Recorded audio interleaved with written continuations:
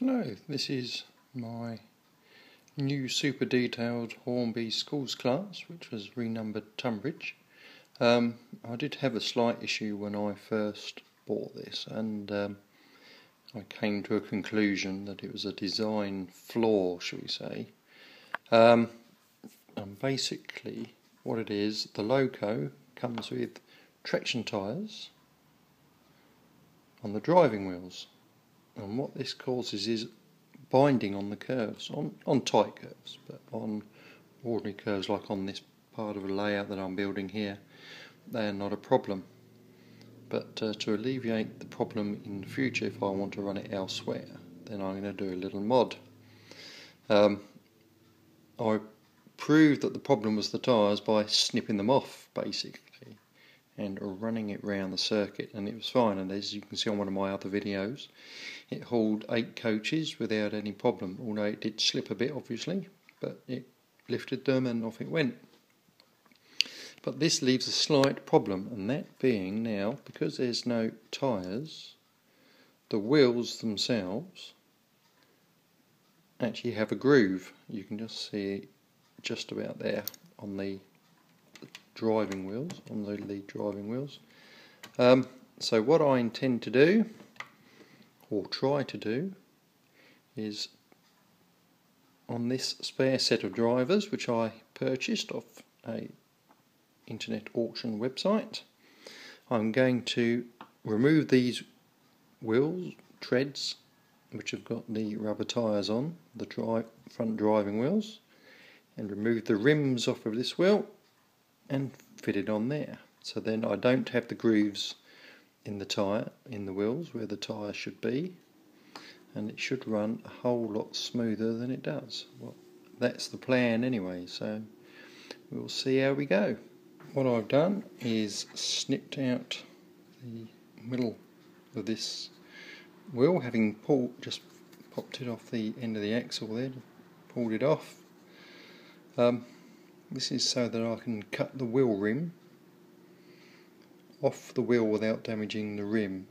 I basically don't know which way round these go on the wheel at the minute, so it's just literally, first one is just a fact finding thing. I don't want to damage the tread, so the middle bit is going to be thrown away. So, but this being the trailing wheel set without the flange, this is the tyre I want to keep. So I need to find out before I damage these.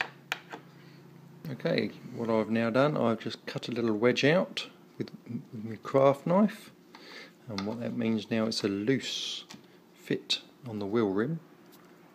So there's a gnarly wheel rim there on the inside with no damage done, and what it shows is, when you look at the edge of the wheel, that the wheel is fatter on the outside. There's the balance weight moulding with the grooving on it, so that's the front of the wheel. So the wheels push from the outside into the wheel. So to take the centres out of the wheels, I'll now have to push out the others from the back to the front, and that should free them up quite easily. So okay, I'll do again, repeat what I did on the last wheel. I'll just cut the wheel centre out. Again, this is the spare wheels that I don't want, the trailing or coupled wheels rather than the driving wheels, which I'm going to have to tackle slightly differently because I don't want to damage the wheels, but I can damage the tread. So let me just cut out the centre.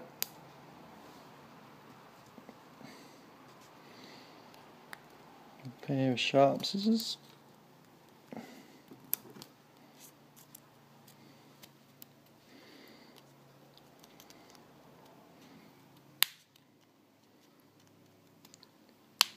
Less haste, more speed. Just snip through, try it. There we go. That's much easier. And pop the centre out. So we just again have just the wheel ring from the outside.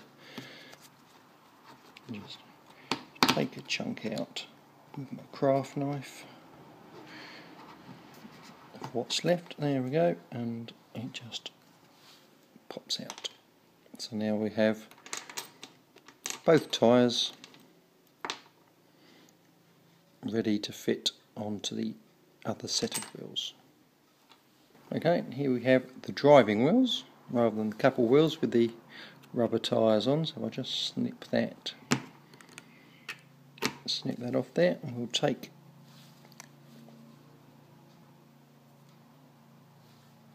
the tyre off, and maybe you'll be able to see if it'll focus. Come on, camera. But you can just pick out the groove. Can you see a bit of that? No, but anyway, you've got the groove there, and that's what we're trying to lose, so that it runs over the points smoothly. What we've got to do now, though, is because they're a multi-spline on there, they're not a square end, so it doesn't automatically give quartering on the ends of the axles. I've got to mark I've got to take one wheel off so that we can get the tyre off of the wheel without damaging the wheel. One wheel off, but we've got to mark the axle and the wheel so we know it goes back on exactly square where it came off, because that moulded ends, you can't mark the end of the axle to mark the quartering, so you've got to do it on the back, just so we line it up again. Right, so driving wheel. So what we're going to do, I've nibbled a little chunk out of the flange with my set of side cutters, and I'm now going to use my little junior hacksaw to cut through carefully one side of the tread. This is to weaken it. I don't want to cut all the way into the wheel.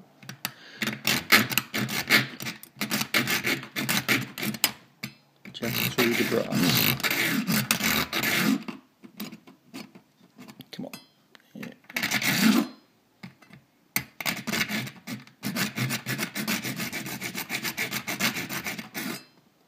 That's it, we're just about, there we go, we've nipped, just touched, cut a slot through gently to the plastic, so we haven't cut through the plastic, and that will allow me, with reduced pressure on the wheel, just to pop the tread off. That's got rid of the old one, and with the slot, there we go. So that is now without the metal rim, but has not damaged the wheel at all. So what we can do now is get the wheel tyre and fit it to the wheel. Just a push fit. The wheel goes into the front, and hopefully it'll hold it nicely.